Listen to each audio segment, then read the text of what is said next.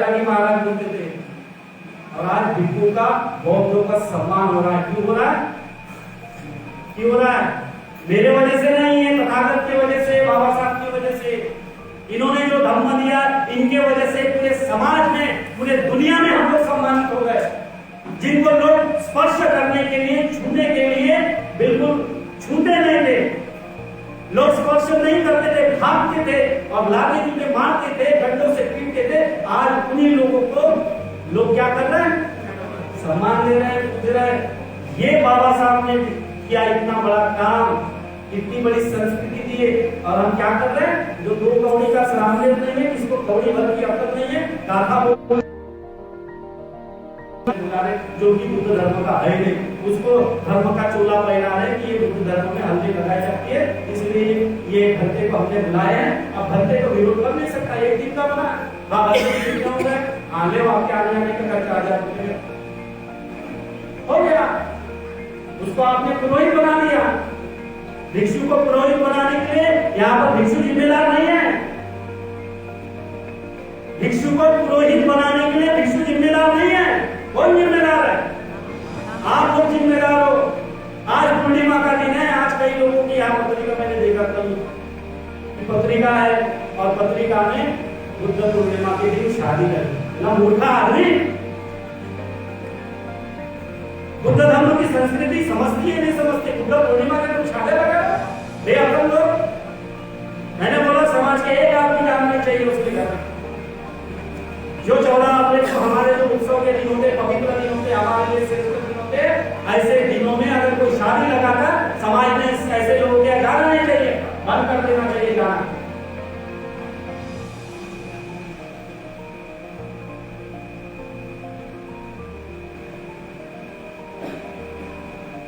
लेकिन क्या करें भक्ति की, हमारे रिश्तेदार है, जाना तो पड़ेगा। उन्होंने हमारे घर की रिश्तेदारी के लिए कुछ दहेज दिया था, हमको तो लेना पड़ेगा, नहीं तो हमारे ऊपर चढ़ाई करेंगे। दहेज जिस पैसे से खरीद रहे हो, पैसा आया कहां से? कहां से आया? कहां से आया? अभी मौत होने की जरूरत नहीं है। अभी बोलो ना, क्यों मौत हो गए? कहां से पैसा आया? बाबा साहब दे रहे ना, बाबा साहब जीवित नहीं है, फिर बाबा साहब दे रहे ना। पैसा बाबा साहब का, और संस्कृति किसकी? विदेश में कोई घर कमा रहे हो, भारत में कमा रहे हो, दुनिया में कमा रहे हो, बाबा साहब के पैसे से कमा रहे हो, बाबा साहब का पैसा खा रहे हो, और किसकी संस्कृति की तस्वीर कर रहे हैं? घर में ताली बना रहे। ऐसे लोगों के लिए जो इस प्रकार का काम कर रहे हैं, हमने बोला, अंकल भाई को बता दे रहा था। मैं जब 99 में स्टूडेंट किया था, मुझे समझ में आया, मैंने अपनी मम्मी को बोला, ये मुकाबले करो तुम्हारे गले में गुलामी का। इसको बोला, मेरी माँ को बोला, ये निकाले फेंक, तो मेरे पिता की गुलाम नहीं है, तो मेरी माँ है, और जो मेरी माँ हो सकती है वो कभी किसी की गुलामी नहीं कर सकती, चाहे वो मेरे पिता की गुलामी क्यों ना हो।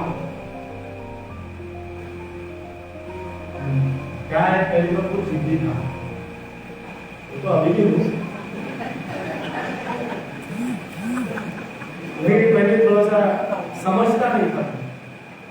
एक बात जो दिमाग में आ गया है वही करना है मुझे। मैं जब भिक्षु बना ना, तो मेरे दोस्तों ने मेरा विरोध किया, मेरे परिवार के लोगों ने मेरा विरोध किया, समाज के लोगों ने बोला कि ये जैसा लड़का जो है बहुत बड़ा नेता बन सकता है। मैंने बोला नेता के लिए तो मेरी जायज चूल्हे में जाए भाग लेगा। नागपुर के जो रिपब्लिकन पार्टी वाले लोग हैं और कांग्रेस के लोग मेरे पीछे बढ़ गए थे, बीएसपी वाले लोग, कि ये जो लड़का है इसको हमें पकड़ के रखना चाहिए, ये इसके अंदर बहुत अच्छी क्वालिटी है, शीलवान है, और इसको हम एक तरह नेता बनाए। भैया नेता बिना किसी को बताए चुपचाप रखे, सिर्फ मेरी मम्मी से मैंने परमिशन ले लिया, मैं बता दिया। अब मैं पिछले 4 साल से बोल रहा था मेरे को भिक्षु करना, अब तो मैं बनी करना। सब रोना धोना चालू हो गया, मैं बोला रोते रहो, मरते रहो, क्या करना है, गिरते रहो। अब मैंने मेरा कफन बोल दिया ये जो मैं पहनूंगा क्या है, तेरा बेटा मर गया, ये समझ ले अभी। मेरी माँ को समझा दे, पिता को समझाने की कोई जरूरत नहीं है, क्योंकि मैं एक बार जो डिसीजन ले लिया तो मैं उसे बदलता नहीं। मेरे जीवन का जो मामला है, अब तब जाके सबका विरोध करके मैं भिक्षु बना। भिक्षु भी बना तो 5.5 साल अपने गुरु के दिशा निर्देश पर आचरण और पालन के हमको टाइम टेबल फॉलो करना था, और कम से कम 5.5 साल में 3000 बार मैंने ये बात का जवाब दिया कि मैंने भिक्षु बनने की बोलते थे। तो ऐसा नहीं, हमारे गुरु जी को इतनी अच्छी ट्रेनिंग की, वो बोलते थे तू उधार का शब्द मत दे, किताब का शब्द मत, तेरा अनुभव क्या हो बता, सम्यक समृद्धि का ज्ञान किताब में लिखा हुआ शब्द है वो मत बता, तेरा अनुभव क्या होता है वो बता। बार बार पूछते थे। दिए थे इस श्रावणी टीम को आप बुला के अपने घर में, उन्होंने ऐसे एग्जाम दिए क्या? हमने दिया ना 5.5 साल अपने गुरु के साथ में रहकर, तब जाके ठोक पीट के हम मंच पर अपने मार्ग में आगे गए। अपना रास्ता चेंज नहीं करते, लोग भले अपना रास्ता बदल ले, हमने बदल आचरण करना आपको हमें नहीं है। इसलिए आज इस पूर्णिमा के दिन के अवसर पर सभी अपने यहाँ पर जितने लोग हैं, यहाँ पर जैसे 200-250 लोग उपस्थित है, तो ये सब लोग अपने रिश्तेदारों को बोलो शाम को अपने घर में बुद्ध पूर्णिमा मनाओ। कहाँ मनाओ? चौक में नहीं, ये बंद करो चौक में मनाना। चौक में सुबह जाते प्रणाम करते अभिवादन करते, ये जरूरी है। सुबह सामूहिक रूप से बनाना, बुद्ध विहार में बनाना, चौक पर बनाना सामूहिक रूप से जरूरी है, लेकिन अपने परिवार अपने बच्चों के साथ मनाना। अभी महामंगल सूत्र बोले क्या होता है कि रात में कार्यक्रम करते, भात खाते, दूसरे दिन डाका ले लेते, मामला क्या हो गया?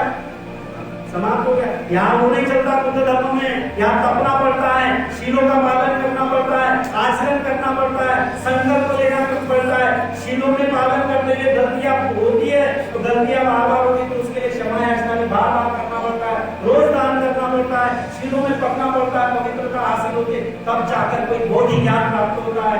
कि एक गुरुजी थे, वो बोलते थे भक्त जी ये बुद्ध की पूजा पाठ में क्या रखा है, वो भी को बता रहा हूं। फाइनल बात है, अंतिम जो मैं सोचा था आप लोगों को बताना है, अंतिम बात कि ये पूजा पाठ में क्या मिलता है मुझे बताइए।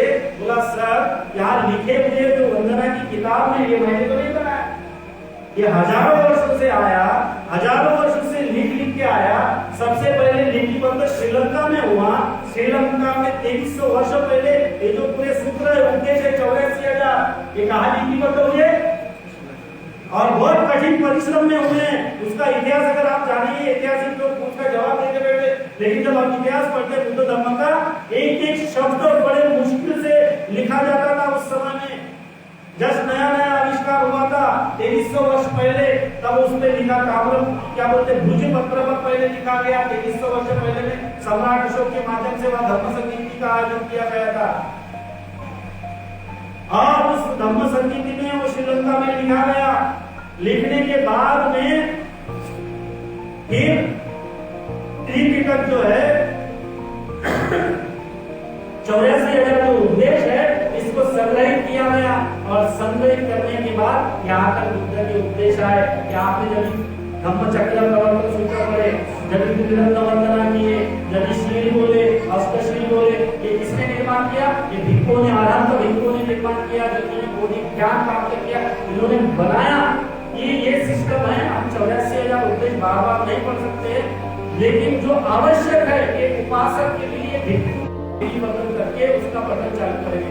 ये भगवान बुद्ध के उपदेश है। मैंने बोला सर कि जो किताब में लिखे ये उपदेश किसका है? ये मेरा।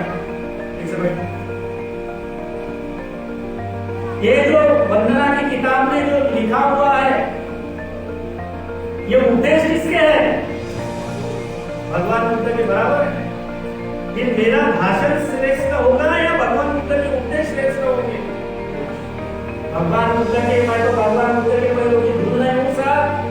ये उपदेश जो है, ये यहाँ लिखा हुआ एक एक शब्द वो हमारे लिए पवित्र वहां कोई मान नहीं रहे, वहां लिख रहे कि मैं शिक्षा ग्रहण करता हूँ, मैं बुद्ध को अनुसरण करता हूँ, मैं धर्म को अनुसरण करता हूँ, मैं सर्व को अनुसरण करता हूँ, मैं त्रिरत्न के गुणों को अनुसरण करता हूँ, इसको पालन करता हूँ, इसकी प्रतिज्ञा लेता हूँ। क्या ये गलत है? ये लिखा हुआ है। यहाँ जो पढ़ते हैं वो कोई पूजा पाठ नहीं है। आप जो बोल रहे हिंदू धर्म की आरती नहीं है। ब्राह्मण क्या क्या जो सूत्र श्लोक होते ये वो नहीं है कि सब कुछ पृथ्वी का स्वामी ब्राह्मण होता है, इसको मानो, इसको मानने से तुम्हारा भला होगा, ये सब नहीं होता है, ये लिखा ही नहीं है। भला आपका ये लिखा हुआ है कि सब वापस करना कुशलस्व संपदा सचित परियोदपना एतद उदाहरण शास्त्र बोले कि नहीं बोले? अभी बोले ना कि मैं सभी प्रकार के पापों को नहीं करूंगा, कुशल चित्त को उत्पन्न करूंगा, मन की हमेशा शुद्धि करते रहूंगा, कुशल कर्म करते रहूंगा। ऐसी मैं बुद्ध की शिक्षा को क्या करता हूँ? पालन करता हूँ, ग्रहण करता हूँ, आचरण करता हूँ। यही बुद्ध का शासन है। ये लिखा हुआ सर क्या ये गलत है बोलना? अरे पूजा पाठ है, अरे आपके किसी एक के भाषण से अच्छा तो ये सूत्र पठन करेंगे, हम शील ग्रहण करेंगे और शील ग्रहण करके अपने मन को शुद्ध करेंगे, पवित्र बनाएंगे। मन की शुद्धता, पवित्रता, मन की एकाग्रता ये धर्म में किया गया है और इसको प्राप्त करना है। इसको प्राप्त करके मनुष्य अपनी जिंदगी के दुखों को क्या कर सकता है? ये धर्म है और इसके माध्यम से मेरा कल्याण होगा, इसके माध्यम से मेरी जिंदगी का कल्याण होगा। जैसे कृष्णा जी ने बताया कि मैं धर्म की शरण में आया तो अभी मुझे आगे मुझे मैं भविष्य में क्या होगा इस बात का मुझे कोई चिंता नहीं है, लेकिन आज मैं धर्म के शरण में हूँ तो मेरा कुछ नहीं बिगाड़ सकता। इतनी बढ़िया बात बोले कृष्णा जी के साथ बोले, कितनी जबरदस्त बात उन्होंने कहा, उनका अनुभव है ये। और ये अनुभव आप में से बहुत सारे लोगों का है। सही बोला कि गलत है? ये धर्म होता है और इसीलिए बुद्ध पूर्णिमा को उपवास धारण करना चाहिए। जिस तरह से आप लोगों ने धारण किया है, ऋषियों को धारण किया है, उपवास धारण करना चाहिए। अपने मन को शांत रखना चाहिए, किसी के प्रति घृणा द्वेष भावना नहीं लाना चाहिए। मन में करुणा, मैत्री और पवित्रता, एक दूसरे के प्रति मैत्री भावना निर्माण करनी चाहिए, एक दूसरे के प्रति कल्याण की भावना निर्माण करनी चाहिए। केवल भावनाएं नहीं, उस भावनाओं को आचरण में लाना चाहिए। ये धर्म है तो सर बोला ये जो किताब में लिखा है ये भावना गलत है। और फिर मैंने एक बात बोला, मैं बोले मैं नहीं मानता मुझे भक्ति के ऐसा।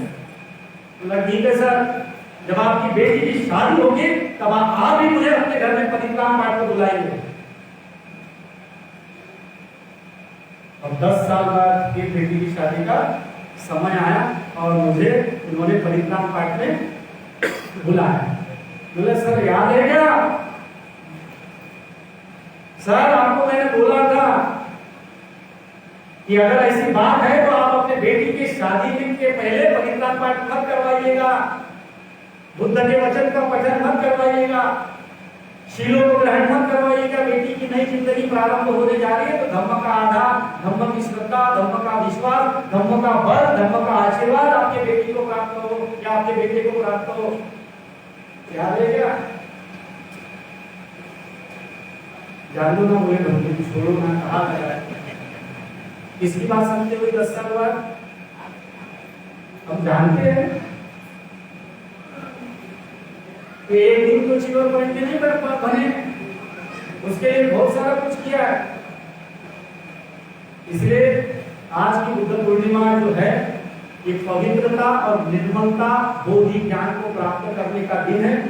सिद्धार्थ गौतम ने, बोधिसत्व सिद्धार्थ गौतम ने जो बोधि ज्ञान प्राप्त किया, इसलिए उनका जन्म और महापरिनिर्वाण हम एक ही दिन में बोलते हैं, एक ही दिन में आया है। लेकिन वो महत्वपूर्ण नहीं है कि जन्म और मृत्यु, महत्वपूर्ण ये है कि बोधि ज्ञान प्राप्त किया। अंत में आखिरी लाइन भगवान बुद्ध ने जब महापरिनिर्वाण, वैशाख पूर्णिमा की दिन की बात है, आनंद हो रहे थे, महापरिनिर्वाण दिन जो था हो रहा था तो आनंद जो है वो रो रहे थे और बोले, तथागत बोले आप हमें छोड़ के नहीं जा सकते। आनंद, तथागत ने बोला कि आनंद तुझे रोने की आवश्यकता नहीं है, तुझे धम्म को पालन करने की जरूरत है। ये मेरा शरीर नश्वर है, यही मैंने शिक्षा शिक्षा दिया है। ये सबका शरीर नष्ट होने वाला है, तुम्हारा शरीर, मेरा शरीर, इस पृथ्वी में जितने भी जीव जंतु, प्राणी, पशु पक्षी, सारे लोगों का शरीर जो है नष्ट होने वाला है। मैं भी मरने वाला हूँ, कोई बड़ी बात नहीं है, लेकिन तुम मुझे आनंद को क्या बोले कि मैं तुम्हें तुम्हारे भीतर मिलूंगा, तुम धर्म का आश्रय करो। यानी अर्थात कि आप लोग भी धर्म का पालन करोगे तो आप लोग के भीतर में भी कौन मिलेंगे आपको? तथागत बुद्ध मिलेंगे। तथागत मूर्तियों में नहीं होते, तथागत फोटो में नहीं होते, तथागत तो यहाँ होते, भीतर में होते। लेकिन उस तथागत को जगाने के लिए, बाहरी आधार क्या करना पड़ता? लेना पड़ता। इसलिए वो सिस्टम हजारों वर्षों का बना हुआ है। हमने एक दिन भी नहीं बनाया। कोई एक नेता आता है, भक्ति जी बोलिए मूर्ति पूजा क्या है, तो ऐसा क्या? भैया पहले बैठो, सुनो, समझो, पालन करो। आप मेरे को मत बोलो ना, बाबा साहब को जाके बोलो काहे को बाबा साहब ने वो ब्रह्म दीक्षा के समय में क्या रखे थे? बैठी हुई प्रतिमा रखे थे और बोले बाबा साहब ने चलते हुए बुद्ध पसंद किए। तो मैं बोला ब्रह्म दीक्षा के समय में बाबा साहब ने बैठे हुए बुद्ध को पसंद किए थे। अरे आशय समझो कि भिक्षुओं ने जो बुद्ध भिक्षु बनते हैं, इन्होंने जो बोधि ज्ञान है, जो परिपक्व भिक्षु है, इन्होंने प्रचार प्रसार करना चाहिए। एक दिन का जो भिक्षु है कि आनंद मैं तुम्हें तुम्हारे भीतर मिलूंगा, तो आपके भीतर में भी क्या करना पड़ेगा? इसके लिए क्या करना पड़ेगा? आपको तपना होगा। ध्यान में, शीलों में, उपनिषद में और धम्म में तपना होगा, तब जाके आपके भीतर में धम्म उत्पन्न होगा और आपको बोधि ज्ञान प्राप्त होगा। आपने मेरी बात शांत चित्त से सुनी और आप लोगों ने पूरे धैर्य के साथ मेरी बात सुनी। मैं आप लोगों के उज्जवल भविष्य की कामना करते हुए, आप सभी लोगों को बोधि ज्ञान प्राप्त हो, इस ऐसी कामना करते हुए मैंने आज तक ये जितना भी पुण्य जो कमाया है, गुना बोल रहा हूँ, ये पुण्य आप सभी लोगों को प्राप्त हो। आपके जीवन के सारे सबका कल्याण हो, सबका भला हो। नमो बुद्धाय।